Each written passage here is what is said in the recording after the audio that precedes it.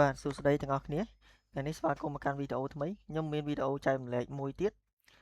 បងប្អូនទាំងអស់គ្នាបើសិនជាយើងកុំព្យូទ័ររបស់យើងមានបញ្ហាពាក់ព័ន្ធមួយ code keyboard អញ្ចឹងណា code keyboard ហើយយើងដំណោះស្រាយដោយសារតែនេះខ្ញុំថតជាវីដេអូនៅក្នុង screen អញ្ចឹងអត់អាចធ្វើយើងអត់អាចឧទាហរណ៍បានទេប៉ុន្តែយើងគិតថាឥឡូវkeyboard laptop របស់យើងឬមួយក៏យើងសំដៅលើ laptop ចុះបើយើងនិយាយពី desktop អាហ្នឹងយើងអាចយក keyboard ផ្សេងមកដោតភ្លាមយើងប្រើបានទៀតហើយប៉ុន្តែយើងនិយាយពី laptop អញ្ចឹង laptop ឧទាហរណ៍ថាខូច key ណាមួយក្នុងចំណោមទាំងអស់ហ្នឹងយើងវាយអត់ទៅទេអញ្ចឹងតំណស្រាយយើងអាចប្រើ on screen keyboard នេះបានអញ្ចឹង on screen keyboard នេះគឺវាប្រើជាពិសេសសម្រាប់laptop ដែល touch screen ឬមួយក៏ជាប្រភេទអឺ computer all in one ដែលគេប្រើដូចថា monitor ហើយនឹងម៉ាស៊ីនវាគឺនៅតួខ្លួនតែមួយអញ្ចឹងណា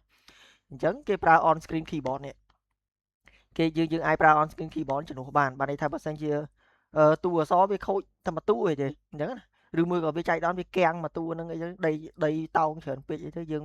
ចុចអត់កើតអីចឹងទៅយើងអាចមកប្រើហ្នឹងបានយើងអាចប្រើ on screen keyboard បាន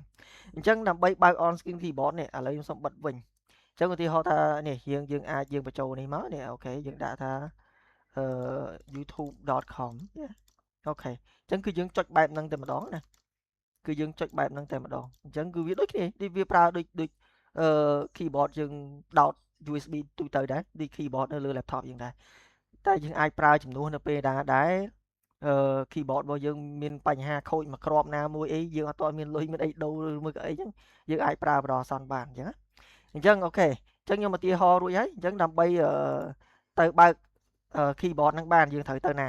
ទី1អូខេខ្ញុំបិទសិនអញ្ចឹងទី1យើងមកកន្លែង search មកយើង search យកពាក្យថា on screen keyboard ចឹងហ្មង on screen keyboard ញ៉េអូខេអញ្ចឹងយើងដាក់ on screen keyboard នៅលើ Windows 10ក៏យើងប្រើដូចគ្នាដែរ on screen keyboard អញ្ចឹងយើងចុចលើវាមកអូខេយើងចុចលើវាមកគឺចាញ់ហើយអញ្ចឹងមួយទៀតបើយើងវាយ search អត់ឃើញព្រោះកុំព្យូទ័រខ្លះភាគច្រើនគាត់នេះអាកន្លែង search នេះវាអាសា error search អត់កើតទេអញ្ចឹងយើងអាចមកចុចនៅលើ Windows មកយើងយកពាក្យ setting យើងយកពាក្យ setting ហើយយើងមកកន្លែងaccessibility យើង scroll ចុះក្រោមតិចមកយើងមកកណ្ដាលណា scroll ចុះក្រោមតិចមកយើងឃើញនេះ keyboard កន្លែង keyboard ហើយបន្តមកវាមាននេះ on screen keyboard ឬមួយក៏យើងប្រើ shortcut នេះកាត់របស់គេក៏បានដែរយើងប្រើ logo